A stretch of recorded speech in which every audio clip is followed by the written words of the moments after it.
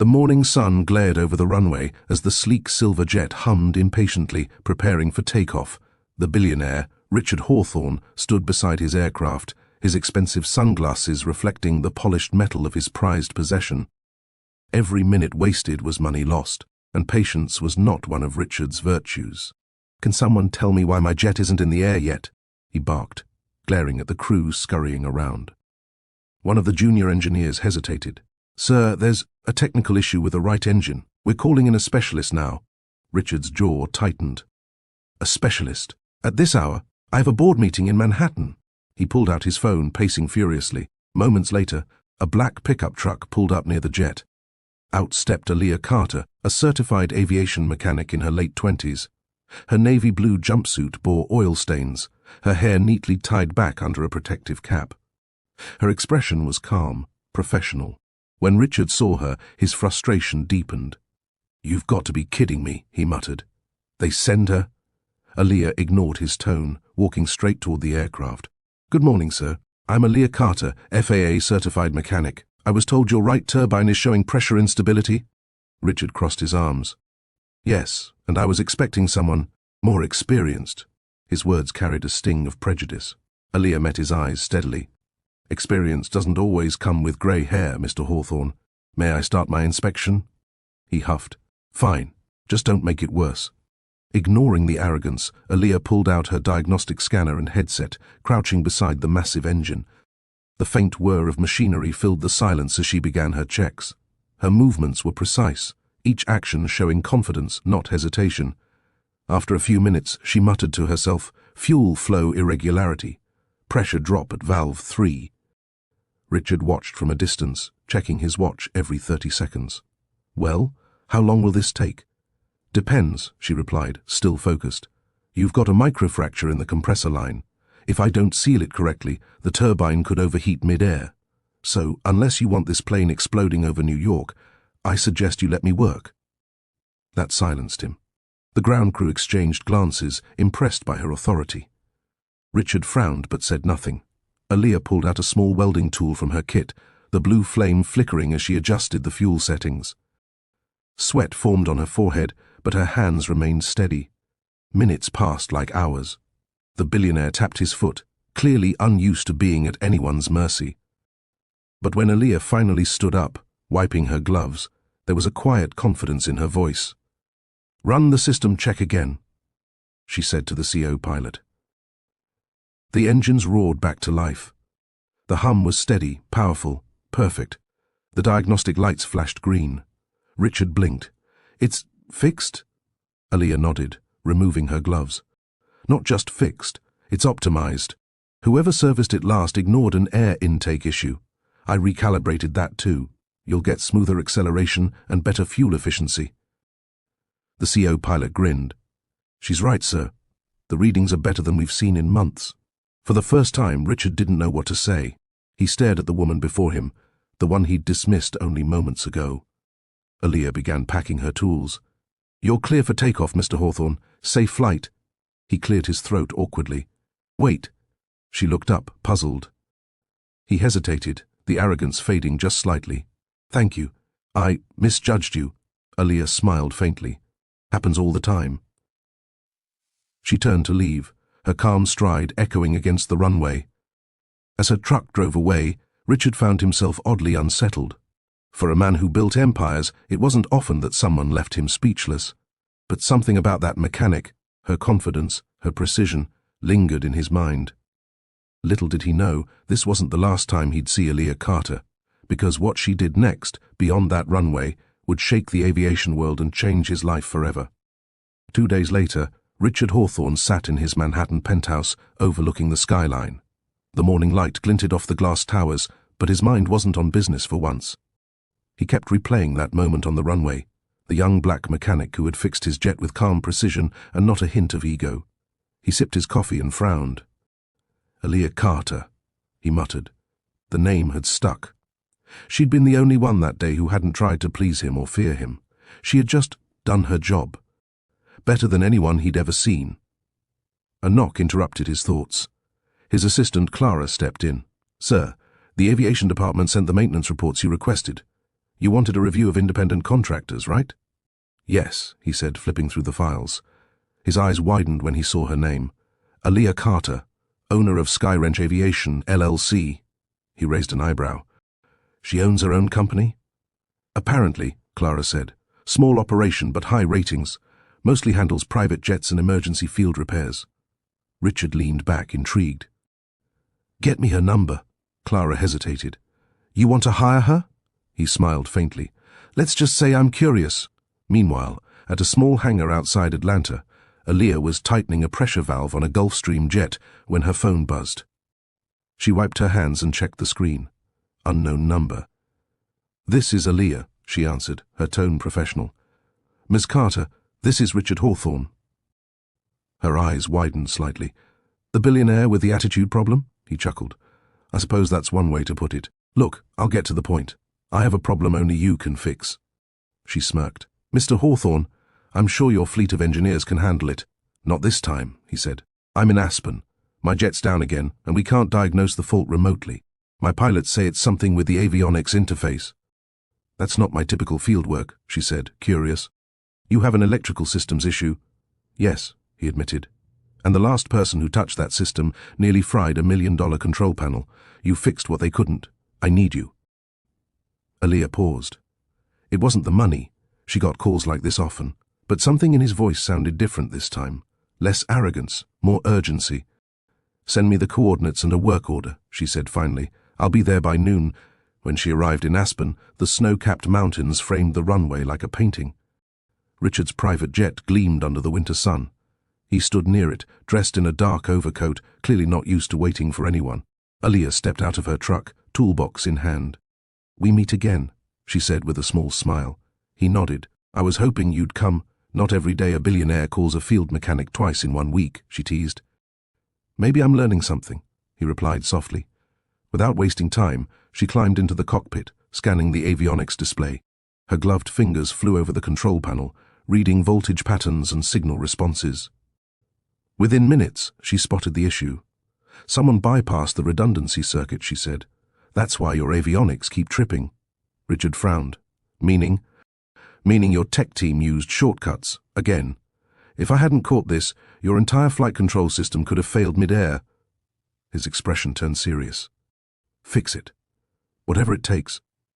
She pulled out her toolkit and began working. Her hands moved with steady precision. Wires, connectors, circuit boards, all coming back to life under her touch. Richard watched quietly from the doorway, fascinated. Every flicker of concentration on her face, every tool she used spoke of mastery.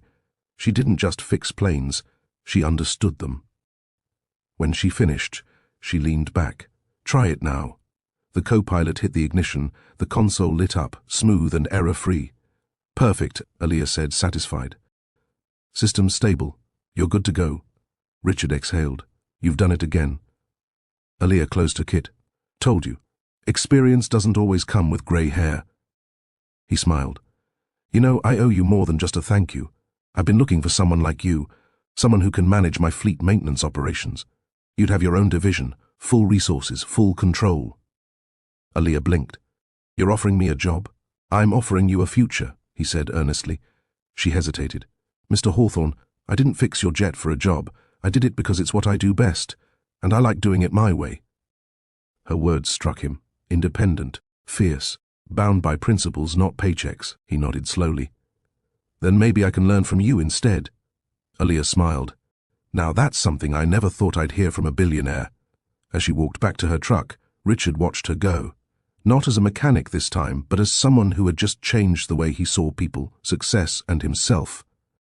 But fate wasn't done with either of them yet, because their paths were about to collide again in a way neither expected.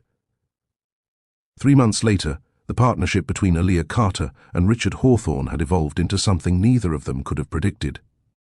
Though she had declined his initial offer to join his company full-time, he continued to hire her for specialized consultations. Every time his jets needed emergency attention, it was her number he called. And every time she delivered with precision, she earned a little more of his respect. But this time, the problem wasn't mechanical, it was human. Richard's newest private jet, the Hawthorne X9, was his pride.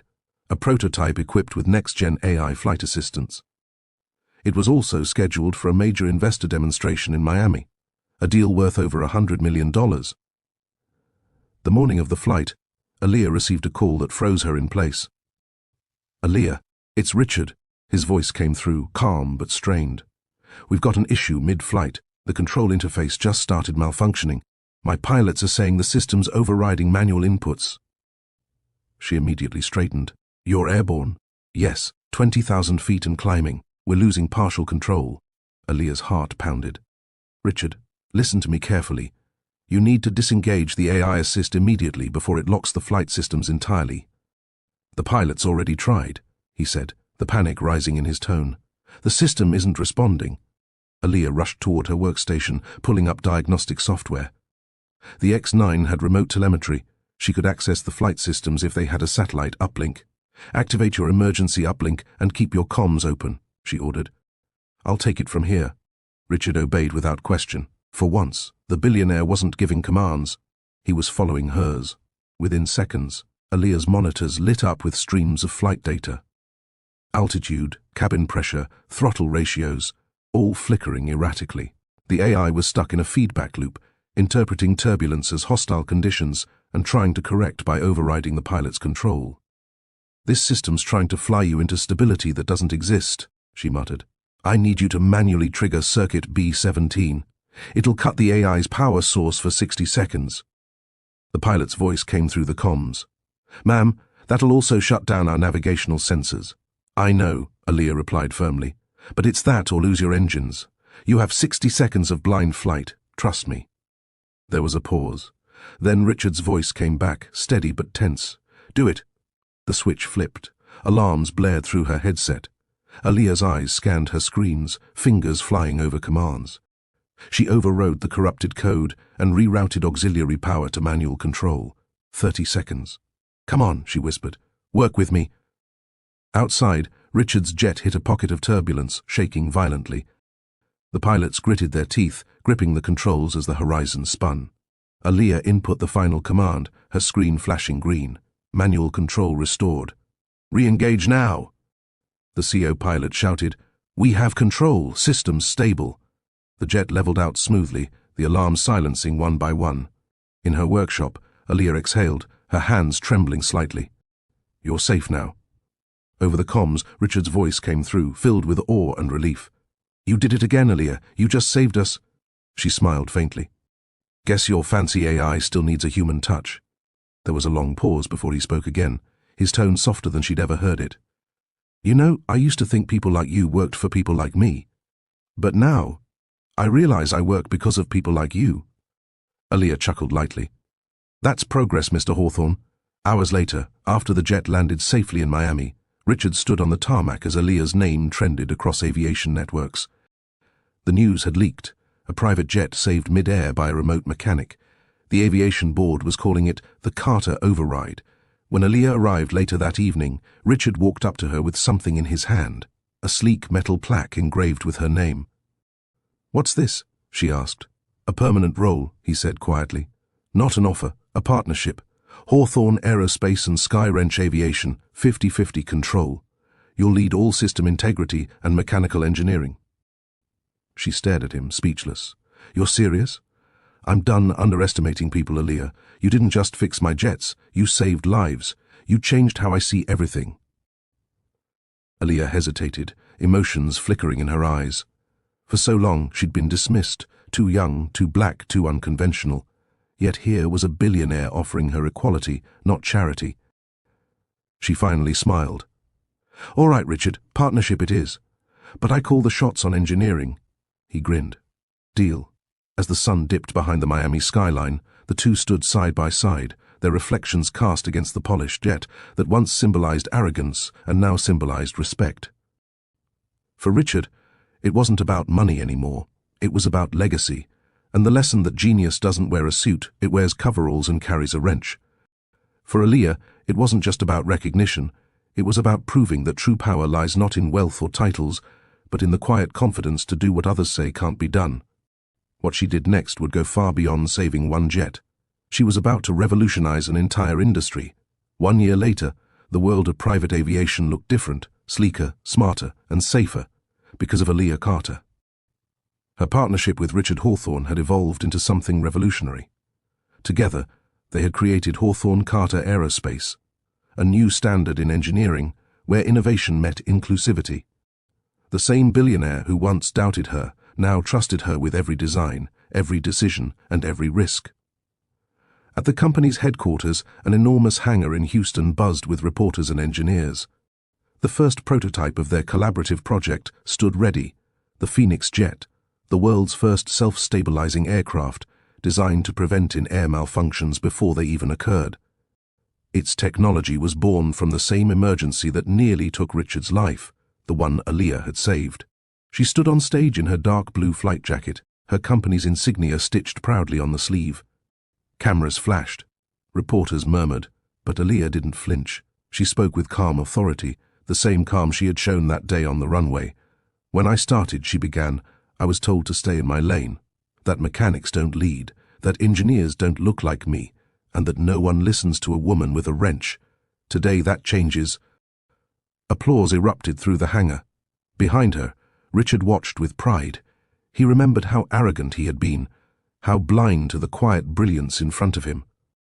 Aaliyah had not only saved his jet, she had saved him from himself. As the applause faded, Aaliyah continued, "The Phoenix Jet isn't just a machine, it's a promise, that safety, equality, and excellence can all fly on the same wings." After the event, Richard found her near the prototype, running her hands over the smooth carbon fiber fuselage. "You did it," he said softly. "You changed the industry." She smiled faintly. "We did it. You gave me the platform. I just made sure it didn't crash." He laughed. "You make it sound simple."